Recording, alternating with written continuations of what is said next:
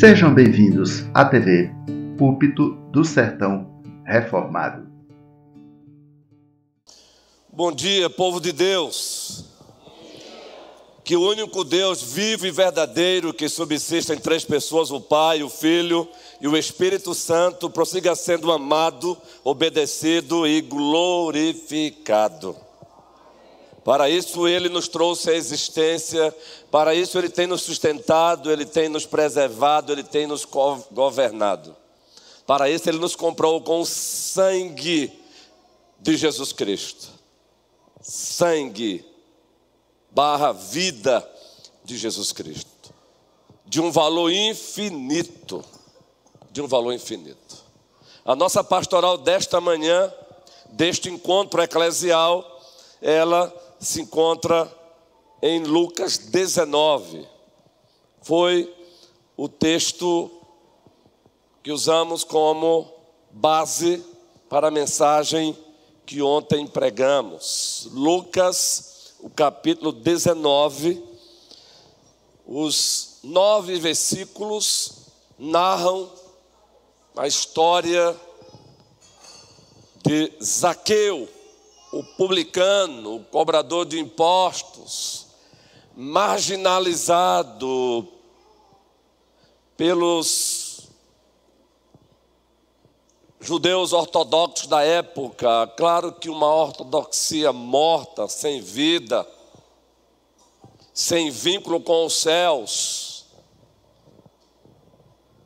E Lucas, movido pelo Espírito Santo, ele nos oferece, ele narra essa história linda. E nessa história nós temos algumas verdades pertinentes, necessárias, edificantes, encorajadoras, consoladoras, orientadoras para nós.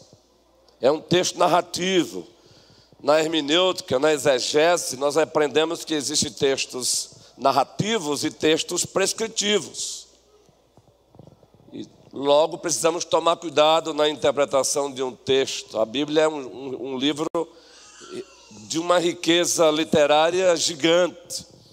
E por isso que, no processo de interpretá-la, é necessário atentar para o tipo de texto que estamos lendo. No caso aqui é um texto narrativo. Agora, é claro, por trás de um texto narrativo existem princípios de Deus, valores de Deus, verdades eternas de Deus.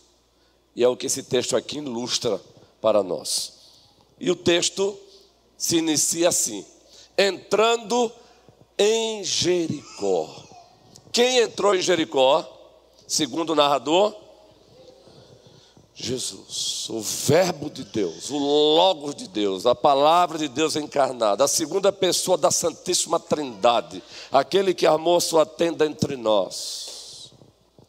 Atravessava Jesus a cidade. O presbítero Clécio, o presbítero Moisés e o pastor Renato, bem como Cléo, ouviram com muita frequência esses dias uma igreja para a cidade. Ouviram, não é? Existe uma igreja da cidade, não é?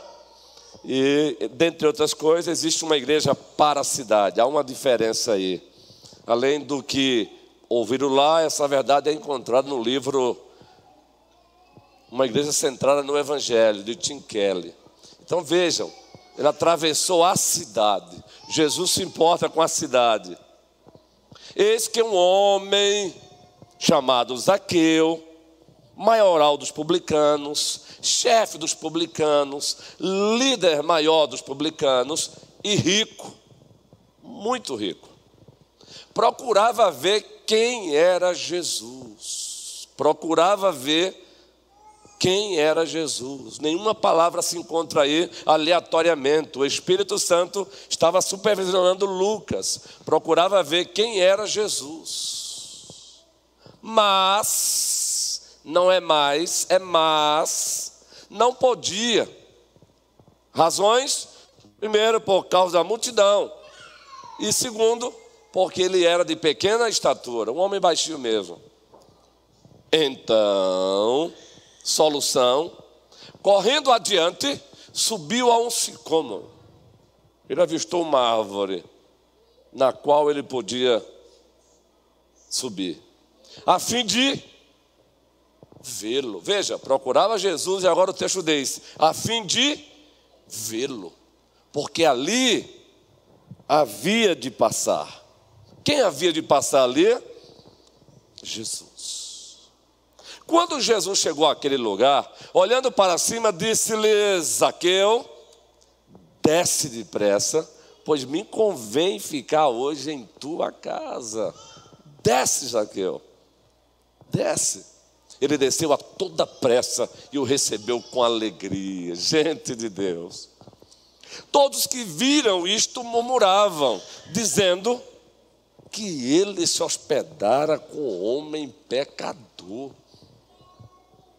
Entre mentes, Zaqueu se levantou e disse ao Senhor: Senhor, resolvo dar aos pobres a metade dos meus bens, e se em alguma coisa tenho defraudado alguém, restituo, eu devolvo 4 vezes mais.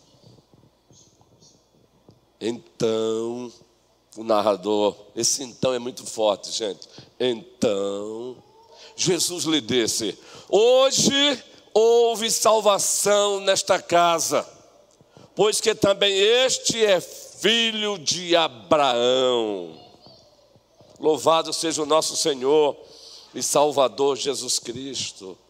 Ontem iniciamos aquele sermão com uma tônica mais evangelística, um foco mais evangelístico, compartilhando aquilo que nós estamos acostumados a ouvir e também a ver.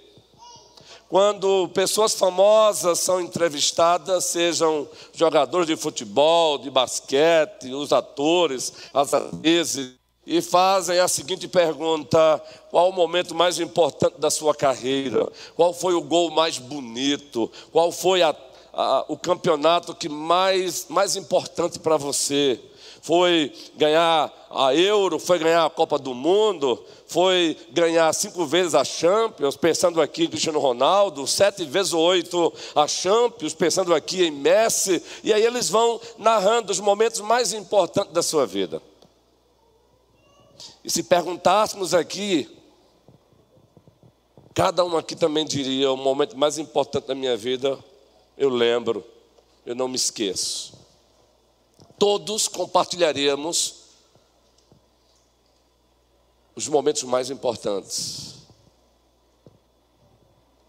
nas nossas vidas e das nossas vidas. E aqui nesse texto, agora focando para a igreja muito especialmente,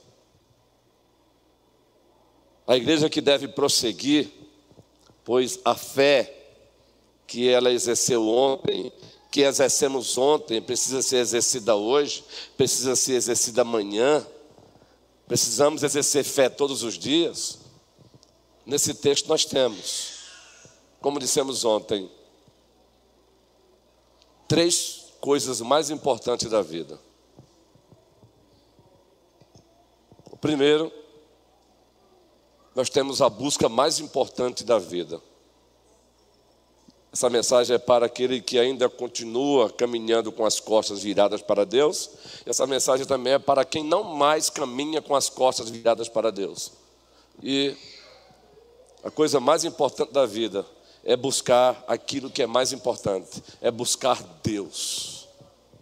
E nós encontramos nesse texto aí, Zaqueu já com um coração inclinado, Zaqueu já buscando Deus. Ele procurava Jesus. Em seguida, ele sobe no sicômoro para ver Jesus. Claro, fique tranquilo, existem os 2 lados da mesma moeda. Cristo disse: ninguém vem a mim se o Pai que me enviou não o trouxer. Fique tranquilo. Todavia estamos dando ênfase aqui ao lado humano, à responsabilidade humana. O texto narra, o narrador narra que Zaqueu se encontrava naquele momento procurando ver quem era Jesus. Ele se interessou por Jesus. Então a busca mais importante da vida, em o nome de Jesus Cristo, sem tirar o valor do que eu vou dizer agora, não é a busca por ter uma casa melhor, uma casa maior, ainda que tenha o seu lugar. Não é a busca por ter um carro melhor ou um carro maior, ainda que tenha o seu lugar. Não é a busca por mais um diploma, ainda que tenha o seu lugar. Não é a busca reticências, ainda que essas muitas buscas usufruam dos seus lugares apropriados. Mas a busca mais importante da vida, no caso da igreja, é continuar buscando a Deus, é continuar buscando Jesus Cristo. Buscar-me-eis, aí sim, propriamente o profeta é usado para falar com o povo de Deus, da antiga administração da Aliança da Graça, e também é para o povo de Deus, da nova administração da Aliança da Graça. Buscar-me-eis, a igreja conhece esse texto, e me achareis. Condição: quando me buscar de todo o vosso coração. Notem, vejam, existe uma responsabilidade da nossa parte. Em o nome de Jesus Cristo, não pegue um calvinismo deturpado por aí não, que acha que passa a tratar o ser humano como um robô. O próprio Deus diz: buscar-me-eis e me achareis.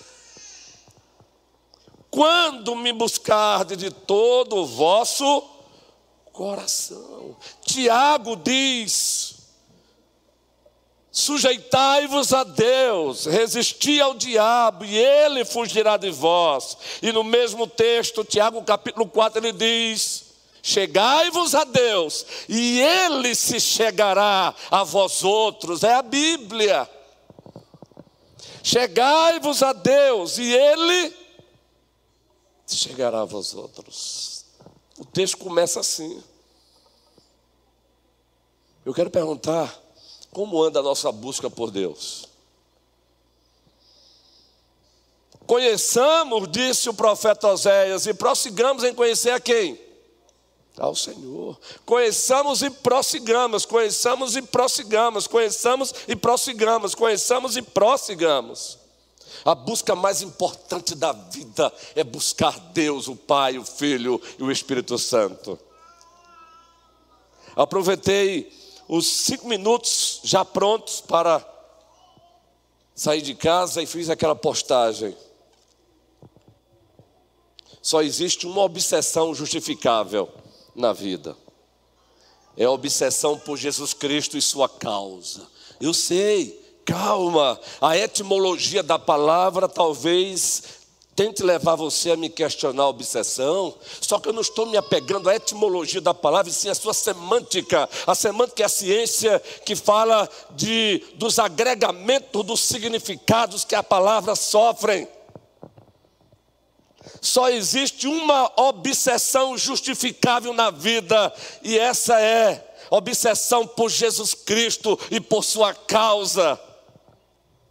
Segundo, é só uma pastoral, eu não posso roubar o tempo dos nossos preciosos professores. Nossos no sentido de pertencimento e não de propriedade, pois são apenas propriedade do Senhor.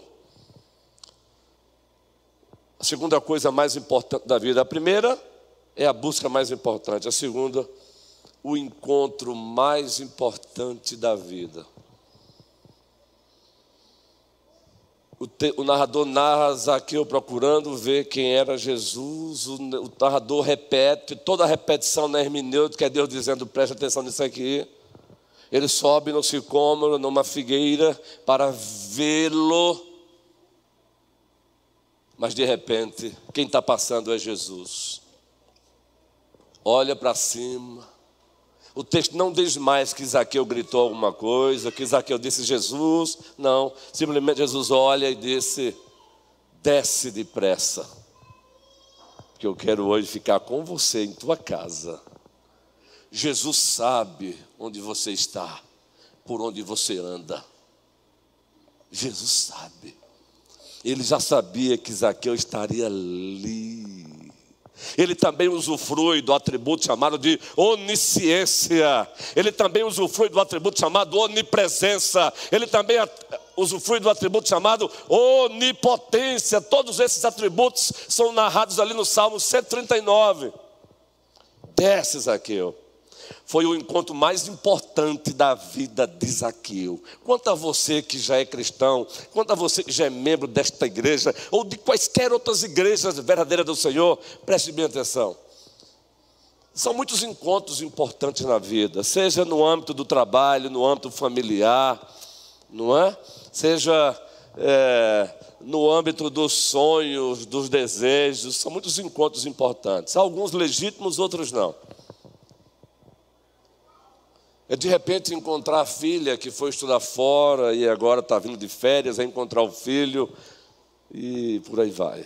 Aquele amigo de antigamente, eu vou encontrá-lo amanhã. Contudo, queridos,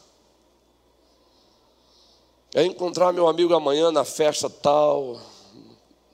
Não tem um encontro mais importante do que o encontro com Deus. Se tratando da igreja, Ele nos chama, Ele nos convoca para todos os domingos, mas especialmente, termos um encontro pactual com Ele. Repito, Ele não só convida, quanto a sua igreja, Ele convoca para que este encontro pactual continue acontecendo.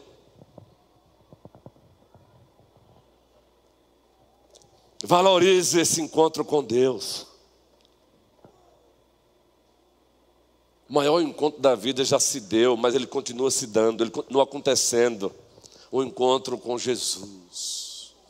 Use a sua imaginação santa, submissa à Escritura, e tente imaginar o que o texto diz. Jesus com a mão sobre os ombros de João, que agora se encontra chorando, e ele diz: não chore, João, eu sou o leão da tribo de Judá, eu sou a raiz de Davi, eu estive morto, mas eis que eu estou vivo pelo século dos séculos, e eu tenho a chave da morte e do inferno. Uma das disciplinas que eu uso como ministro da palavra, quando eu vou pregar a palavra, para aquecer as minhas musculaturas espirituais, as musculaturas da prédica, da homilia, é que eu começo a imaginalizar textos como esses na minha própria vida. E eu começo a imaginar o próprio Rei da Glória com a sua